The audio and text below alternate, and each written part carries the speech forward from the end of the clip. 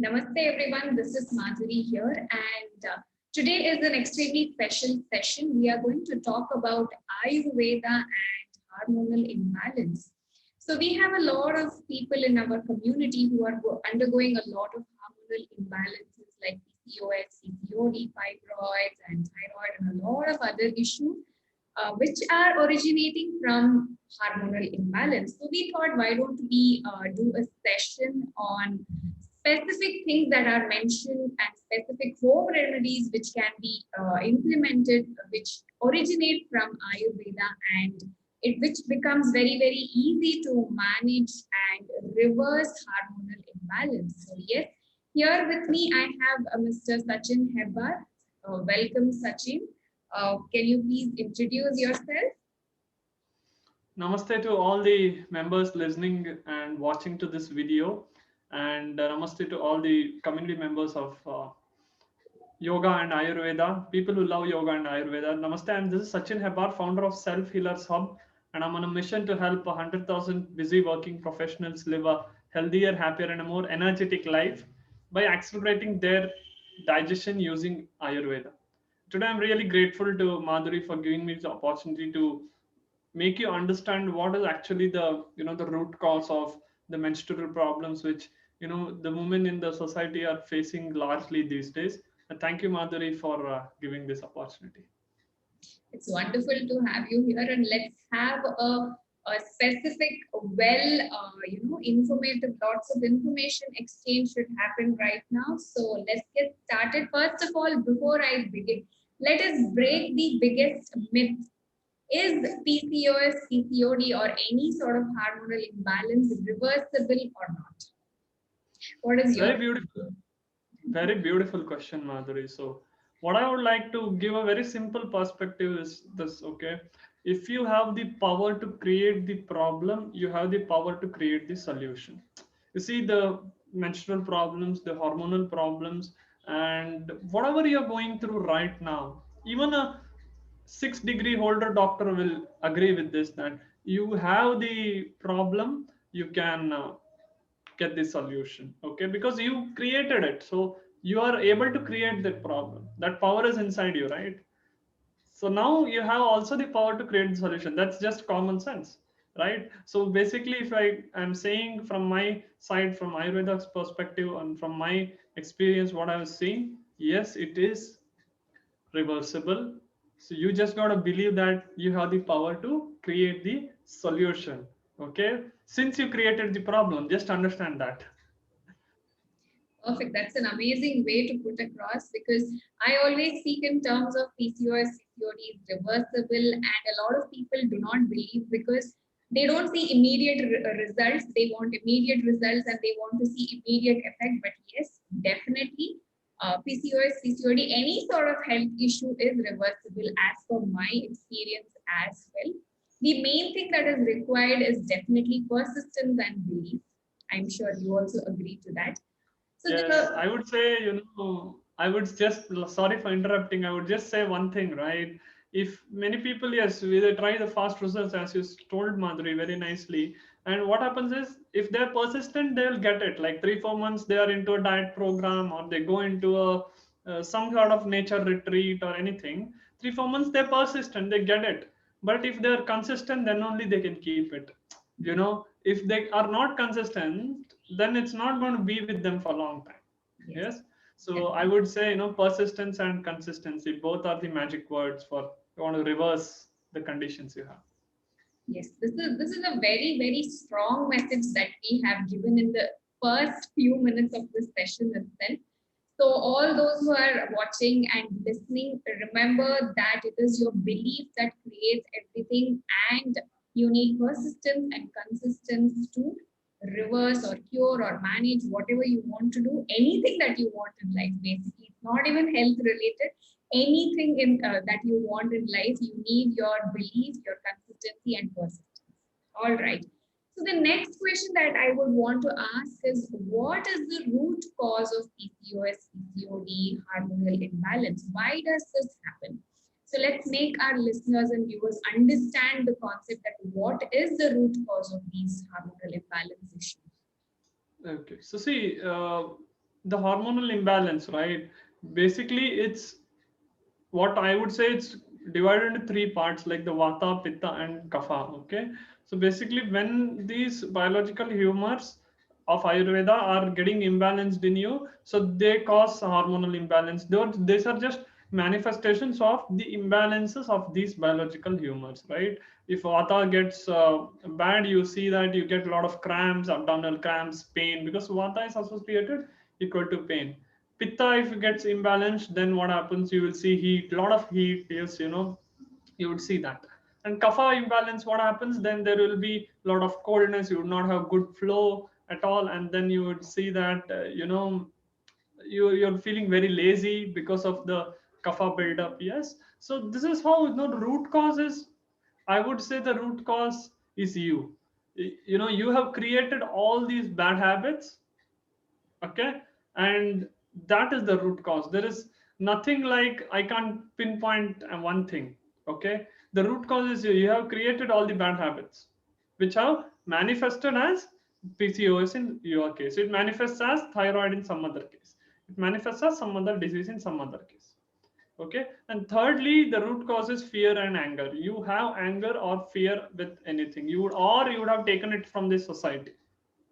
Okay, and these are the three causes, I would say. First is the biological imbalances, vata, pitta, and kapha. The second is, you created your bad habits. And third is fear and anger, the emotional part. So So these are the three causes. that's Yeah. something very, very profound. So before we proceed further, I would request all the viewers and listeners to have a note and a pen with you. So we will be discussing a lot of remedies and tips and everything. So it will be easy for you guys to note it down so you can remember and implement better. So yes, the root cause, again, it all comes back to us. Now, when we are talking about what we are supposed to do to manage or reverse PCOS, PCOD, hormonal imbalance, the first question that I always get asked being a yoga instructor, what are the foods that I'm supposed to eat? Please give me a diet chart. I want to go on a diet. And, people are so anxious about their food habits. So, what do you have to say on this? So, Madhuri, thank you for asking that question. I believe food is energy. Okay. So, whatever food you are having, right? If you are giving that negative energy to it, no matter what you eat an amazing food, that will turn to negativity inside you. Okay. So, don't be so anxious and don't be scared. There is no perfect diet existing in this planet. Okay. There is never a perfect diet. Okay. You are very unique. Okay. So, you are created with those biological humors, when you are born, because of your mom and dad, you're born, and that time only your biological humor is decided. Okay, so the more you're aligned to that, the more manifestation you will see as good health, good well-being. Okay, so basically what I would like to tell you is, don't run behind a perfect diet. Okay, there is no one magical diet that everyone can follow, because you will be unique. You will be unique. So let's say, for a pitta person, the raw diet may work. If you're a vata person, raw diet will, create havoc in your body. Yes, for some, the dairy products may be good. Maybe you're a kapha person, and it will just imbalance you completely, right? So what I would say is, you know if you have an Ayurvedic doctor near you, get your body type analyzed first. That is the first step.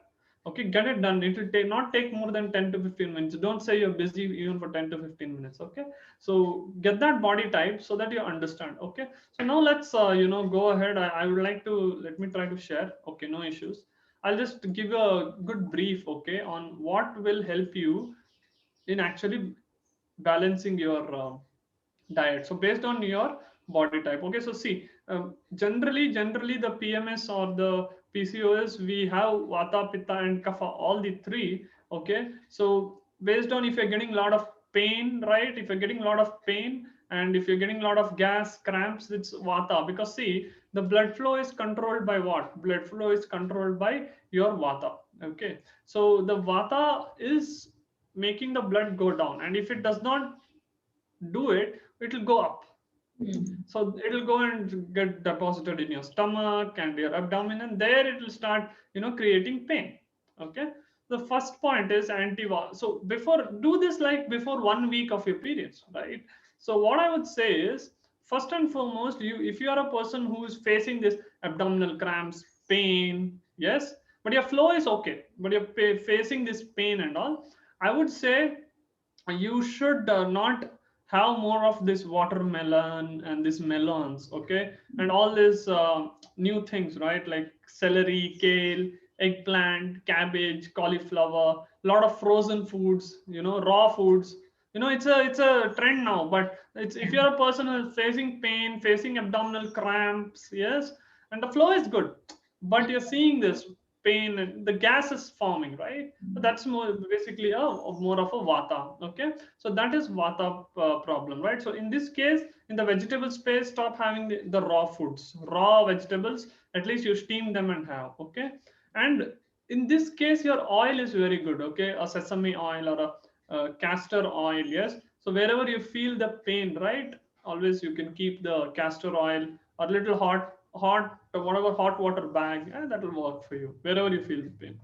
And always in 1 week before, you try using more of ghee, more of good coconut oil, cold pressed sesame oil, so that vata gets balanced. Vata likes oil. Okay, vata likes oil. Okay, please understand that. So oil is important for you, desi ghee is important for you, so don't get fall into anything saying don't eat this, don't eat that. Okay, your ancestors used to have it for a reason. Okay, so please get that inside. And dry food, I told you, dry food like bread, like pasta, like you know corn, and all these dry food like millets, oats, all the healthy foods may not be good. I'm not saying you don't have them, you can have them little, don't have too much because it's too good. Yeah, so don't do that. So these are the foods I'm telling you which are imbalancing you, right? If I come into non-veg, yeah, more of eating too much of chicken and everything, you can stop 1 week before you have periods, right?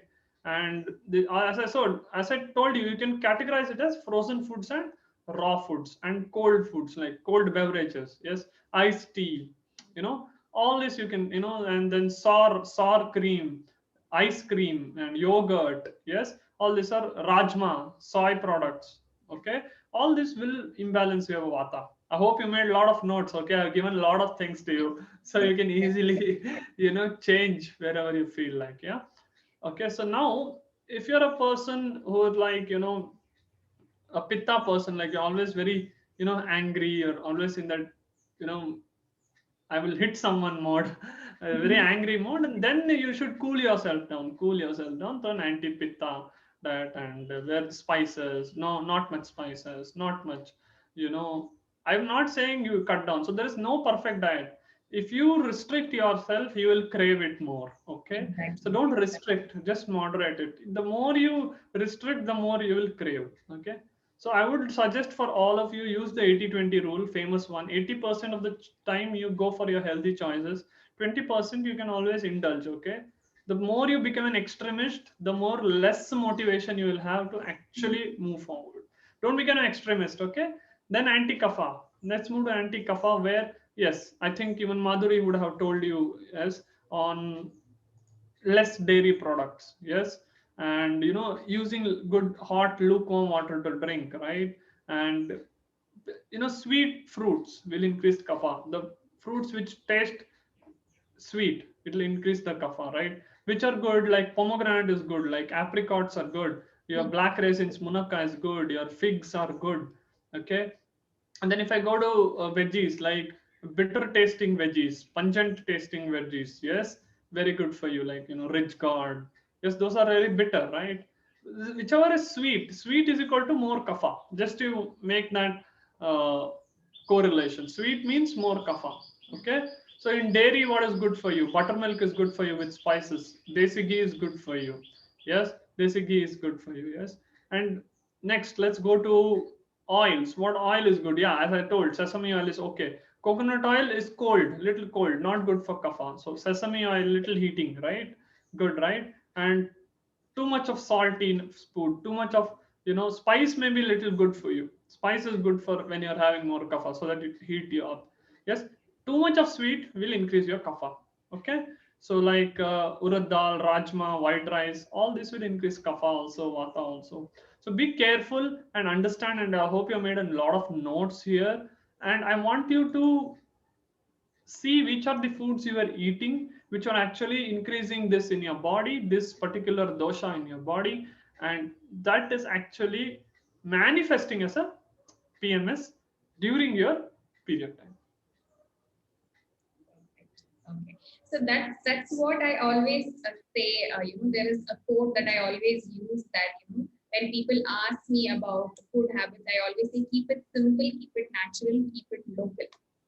So instead of complicating things so much, whether being confused what to eat, what not to eat, keep your meals really, really simple. You don't need to have elaborate, focus on the meals as in what am I eating, what am I not eating, what is happening, and the next thing is keep it natural. Keep instead of going for processed, pre-packed foods, fast foods, and all of it, go for natural foods. And the last thing, this is my favorite, keep it local. So basically, by local, I mean that what your body is accustomed to. So basically, where we stay and the environmental conditions, the climatic conditions, our body is used to such conditions from a pretty long time. Probably from our childhood, our birth, or even before that, our parents, our grandparents have been living in certain conditions, and we have got accustomed to that. So if we are putting our body through something unnatural, something foreign, it will not help us in any way. So a lot of people have the craze of consuming exotic fruits and exotic veggies, thinking that, okay, this will add to my nutrient content. So it will give me a lot of nutrients. But again, it doesn't make sense because you need to stick to what is your body used to. So instead of adding new things, continue to have what you're already having, but you need to keep it you don't have to be anxious, you just need to be conscious about what you're having. So these are the things that Awesome. I always say. So what do you have to say, Sachin?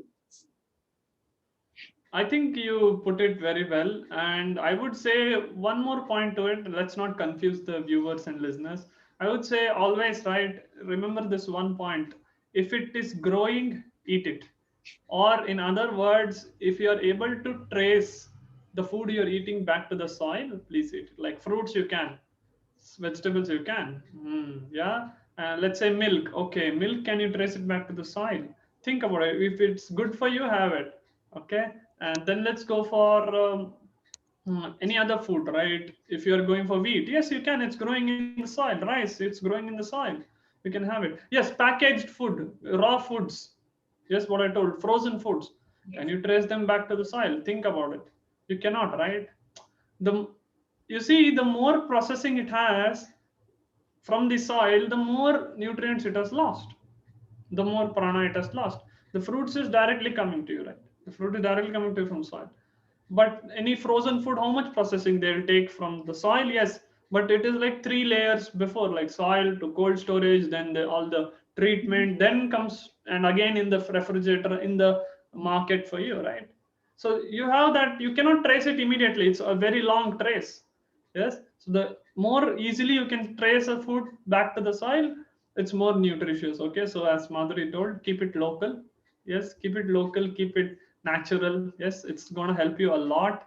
Yes, and don't think this is just a trend. This is how our ancestors used to live, and see their health and see our health. Okay, don't be so much focused on exotic. Local is king. Okay, Yes, thank you. definitely. So when anybody has any doubts as to whether am I eating right or is this food right, for me, just recollect what your parents or grandparents used to have for their meals and just connect your meals to their meals and make sure that you just need to follow what they were following. They were living healthy lives and they didn't have anything called hormonal imbalance. They didn't have stress. They didn't have mood swings. They were more healthier than us. So any doubts, any confusions that you have, if I'm eating it right or if I'm not eating right, you can just refer to the meals had by our ancestors. That's the simplest thing that you can do. I So would, next, yeah, I would also say one thing, that ancestors, you told that they did not have stress and everything. Yes, now they did not have, they had it in their own way, and now you have it in your own way. In spite of all this, they were healthy. Yes. You can't give excuses like I have work, I have this, I have that. No, in spite of all this, even your ancestors had work in farm, they had to work in farm, and they had to sustain their family, everything they had to do. Now you have made it as an excuse. It's just an inability for you to handle all your life, and you're just justifying, your ego is justifying it more and more, saying, "Oh, yeah, yeah, yeah, I have work, distractions are there, children are there, everything is there." Your ego is just telling you that, justify that, and don't take care of your health. So don't give those excuses, because your ancestors also had, you are raising one or two children, they raised 10, 15 children. So please understand that. So they also had everything. So in spite of all that, they were beautifully healthy. Yes. So don't give excuses. All right. So in spite of everything, take care of your health. So when we are talking about ancestors, I think the one thing that put them or helped them to lead better lifestyle was the entire daily routine that they followed, what we call as dinacharya in our Sanskrit. So can you throw more light on dinacharya, Sachin? Yes. So dinacharya is, in very simple words, if I have to put it, I don't want to really complicate things for everyone here. So I'll put it in very simple words. If you even do a particular thing consistently, right, not looking for perfection there, then it will give you great results. Like if you, let's say, take Madhuri's example, and she's doing yoga consistently she's doing, and she's seeing the results. She's not like, I will go for a 1 month yoga retreat, I'll do 1 month and then I'll stop. Yes. That's inconsistently you're doing. You're inconsistently doing only for 1 month, and then you won't expect results, won't come. Okay, consistently you do anything, even though you do it not perfectly. You can't do 5 surya namaskar, do it. Okay, that is dinacharya in very simple words. So don't think that 1 hour of exercise I do or yoga I do, then everything I can do. No. You see, that 1 hour goodness what you got, you're spoiling by the decisions you're taking in 23 hours. So be mindful in that other 23 hours also. Be mindful in other 23 hours also, because those decisions will actually determine whether what you did in this 1 hour will give you good health or it will get neutralized.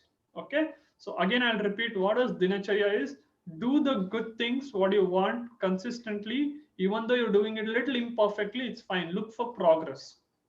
Okay, daily you do it, it will give you great results. Daily you're doing fine Surya Namaskar, that will give you far more great results rather than you doing 1 month of Surya Namaskar and stopping. Let me give you, let's say you're doing 10 rounds of pranayama consistently daily, that will give you far more results than just doing when you wish. Yes. So as something is better than nothing, that also comes as a dinacharya. So do consistently, even though you're doing any particular thing imperfectly also, it's just fine. So that is dinacharya. Okay. And it all comes down to lifestyle of having a good sleep cycle. And as I said just before 5 minutes, is all this will be there. Your ancestors also had distractions, but you are just using it as an excuse to not be healthy. So don't use it as an excuse. The sleep cycle you correct and everything. See, one thing, golden statement I'm making right now. Yes, according from dinacharya, given half a chance, your body will heal itself. Okay, you need to give that chance. You need to give that chance. Definitely. It all comes down to understanding our own body, as in, so even if we prescribe a lot of remedies, even if we give a lot of tips, we must also be mindful. Even being in a position of a yoga instructor or a health expert, even we are mindful of the fact we always say that what we say is not applicable to everybody. So it all comes down to being aware of your own body as to what is good for you, what triggers your issues, what makes you feel comfortable, what gives you relief. So you need to have understanding of your own body. So a lot of times I have noticed that people come to me with problems, and when I ask them, when I counter question them, okay, when does this happen? How often does this happen? They have no answers because they are not aware of what is happening. They just see the problem, but they are basically not aware. So whatever, no matter what problem you are facing, I'm not saying you to ignore the problem, but I'm asking you to go back, reverse engineer the problem and see why exactly this is happening. So the best example that I can state is that I used to have a lot of migraines before. So every single day I used to wake up with migraine, and it used to ruin my entire day. So I decided, okay, let me find out why is this happening. And that's when my yogic practices and a lot of other practices helped me, and now I'm out of migraine. Yes, even now I do get migraine sometimes, but when that happens, the first thing that I do is, okay, what did I do just an hour before or few hours before or the day before, and I immediately get my answer. So I know what is my trigger point. The best example is if I go out in the hot sun, I'm very sure that, okay, this might happen. So there are a lot of trigger points. So I would request our viewers and listeners to understand your body and be aware of what you're putting your body through. So do you have anything else to add on, Sachin? I think what you told is perfect. Yes, what you told is really awesome. Like, what triggered?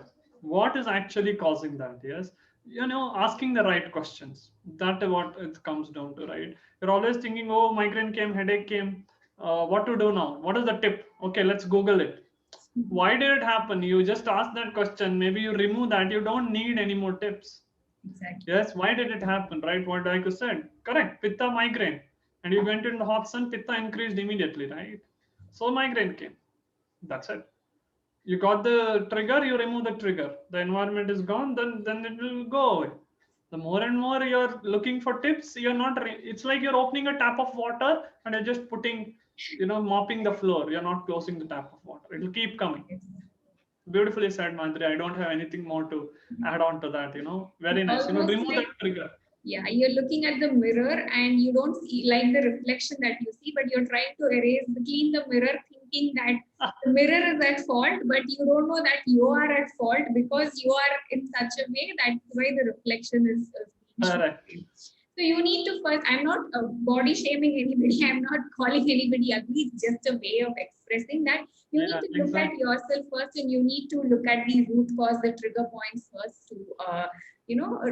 eradicate the problem from the root itself. So it doesn't make sense Exactly. only treating the symptoms. We need to look at the root cause, and that's when the entire curing process happens. So Yes. yes, coming down to a lot of questions that I always get asked, home remedies. So what are the various home remedies that you can suggest for hormonal imbalance in terms of PCOS, Okay. PCOD, or even Okay. thyroid? Okay. The first one is, see, again, as I said, I don't want to complicate. So I'll give you three main things. Okay. First one is, you can use a little bit of asafoetida or hing, they call it, right? You can roast it in ghee and take it with hot water. That will actually normalize the vata flow. Okay. Second is aloe vera. Aloe vera is called kumari in Ayurveda. So it is really good for all the problems of the periods. So aloe vera, little bit. Again, don't take too much because it's good. So 1 teaspoon is enough. You take it, yeah, 3 times a day also is very good. Okay, that's written in most of the ancient texts of Ayurveda that aloe vera kumari is very good. Okay, and also you can speak to an Ayurvedic doctor also about this, about learning more about this aloe vera and how you can apply that into your life. Aloe vera gel is very good for all the menstrual problems, and using oil like castor oil to actually rub places where you're getting pain. Yes, and all these remedies will not work for you until what we have told this long you're not implementing. So you implement what we have told till now, and you may not require these home remedies at all. But these, for temporary relief, yes, you can use it. But what I would say is these three are, I would not like to complicate more for you. Yes, just take these three and see if it works. Like, wherever pain is there, you can make a hot water bag, or you can apply warm castor oil there. Yes, it will help. And using asafoetida, roasting it in a little bit of ghee, putting it in hot water and drinking it, and using aloe vera with a little bit of black pepper. Yes, little bit. Okay, don't toast too much. So 1 teaspoon of aloe vera gel, little bit of the black pepper will really really help you in the menstrual problems. And you're already knowing this about yoga and pranayama, change that, have a good sleep. I would also suggest 1 week before your periods, don't lose your sleep, don't get too much of anger, don't do anything which disturbs your vata. Okay. Okay, don't do anything. So what will disturb? Too much of thinking, too much of overthinking, too much of anger, and too much of fasting, too much of anything disturbs vata. Okay. So make sure in 1 week before your periods, don't disturb your vata. Yes, be in a little calm mode in 1 week, and you will see that your periods will be better. So when we are talking about the sleep cycle, according to you, what is the ideal sleep cycle for maintaining good health? Yeah, that's a good one. I think I would in Ayurveda, what is given, right? In the night, 6 to 10 p.m. is kapha time. After 10, 11 p.m. pitta time. So between 10 to 11 p.m., if you're sleeping and getting up in the morning, like 6 to 7 o'clock, that's very good. Okay. And yes, you may have work, everything. And let's be practical, before midnight, if you can sleep, that's great. If you are watching social media, browsing everything, and wasting your sleep and sleeping at 1, 2 o'clock, already your pitta is high. Already your pitta has become high naturally, because body will increase your pitta once you cross 11 p.m. because it needs to digest what you learned, what you ate. Yes. So best is 11 p.m. to 7 a.m. I would not say wake up at 5, Brahmi Muhurt, you wake up. Practicality, let's keep it 11 to 6 is a very good sleep cycle, or 11 to 7. If you cannot by 11, maximum by midnight, make it happen. Okay. You can, or else in another way, 8 hours is required for sleep. Okay. So you only have 16 hours a day, you don't have 24 hours. So plan your day in 16 hours, don't plan it for 24. Okay. Plan your day that you have only 16 hours. So 16 hours mein plan it. Okay. Other 8 hours keep it for sleep. This is what I would say, Madhuri. So people actually don't understand how important our sleep cycle is. So a lot of us have stress, we have irritation, anger, mood swings, and all of that. A lot of times, if you again look at the trigger point, it will definitely be your sleep cycle. A lot of time, majority of the time, it will be the sleep cycle. And here I Yes. would want to add another point, continuing to what Sachin said, that your social media usage. So to avoid your mood swings, to avoid the irritation and all of that, please make it a habit of avoiding social media 1 hour before you go to bed. So our mind works in such a way that the subconscious mind is active at the highest, potential during the sleep. It is active during the day as well, but the conscious mind does not allow the subconscious mind to overpower it. So during the sleep, the subconscious mind is really, really active, and what we put in our mind during the 1 hour that we go to bed impacts the subconscious mind. So generally, when we browse through social media, especially after the whole corona pandemic and everything, it's basically negative news. So all the negatives, and it triggers all the negative emotions. Like if we see social media updates of somebody else, it might trigger some anger, jealousy, sadness, and all of these kind of emotions. So if you're putting these emotions into your mind just before you go to bed, that's what will run across in your subconscious, and the next day, when you wake up again, the same emotions will be reflected back to you in your day to day schedule. So, make it a habit to avoid the usage of social media for at least an hour before you go to bed. And just after you wake up again for 1 hour, please avoid, because the 1 hour that you wake up, what you do during the 1 hour determines how your entire day is going to look like.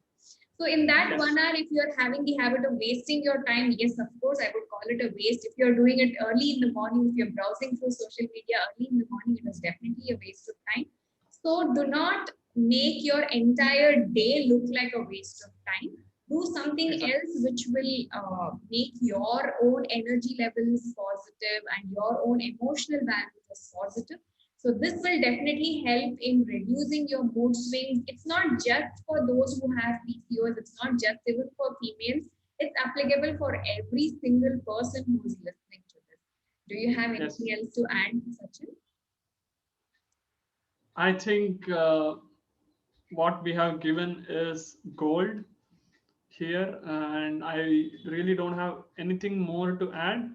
Okay, I really don't have anything. I would say that please implement what is given. Knowing and not doing is equal to not knowing. Okay, please don't become a knowledge go down. Keep on learning, no more and more knowledge. All right, don't become that. Spend 20% of your time learning, 80% of the time implementing, and you will see an 80% better life and health. All right, that's what I would like to say, Madhuri. This is beautiful. Thank you so much, for giving this opportunity. And I would really say to whoever is listening, any problem can be solved when you look at it as a challenge and take it as solution. Be a solution seeker. Okay, only that way you can change your mindset and understand you have the power to create the problem. You surely have the power to create the solutions. Yes, definitely. That's a profound message that you've given that, and everybody should remember this and everybody should implement it. That when you have created the problem, you definitely have the power to create the solution, as the solution lies within you. So I would like to quote Swami Vivekananda here: "All power is within you. You can do anything and everything."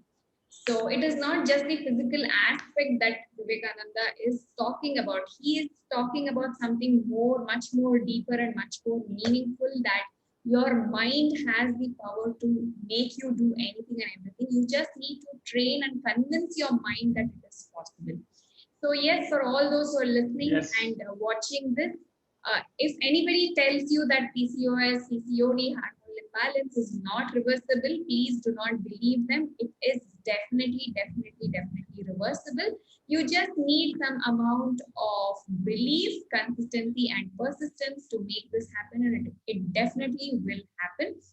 So yes, that was all about today's session, Ayurveda and hormonal imbalance. So if you guys want to get in touch with us, all our links will be provided below. You can get in touch with Sachin regarding, he has gut detox programs and various other programs. And I conduct yoga classes. So you can get in touch with us. The links will be provided below. So Sachin, I'm extremely grateful to you for joining us today and making this session so fruitful, so informative. So we shall definitely catch up for other sessions in the future to provide more value, to provide more information in a very, very simple manner. That is what is important. So yes, that's it from both of our side. Always, remember that be kind, be present, be grateful. That's from our side. Namaste. Namaste to everyone, and thank you so much for listening completely till the end. And all the links are in the description, and you can connect with me on my Facebook or Instagram or YouTube. The name is Self Healers Hub, and please do follow what Madhuri is telling you. The BCP formula: belief, consistency, and persistence. Yes, use this, and let's make more people healthy. Let's make India healthy. Thank you. Namaste.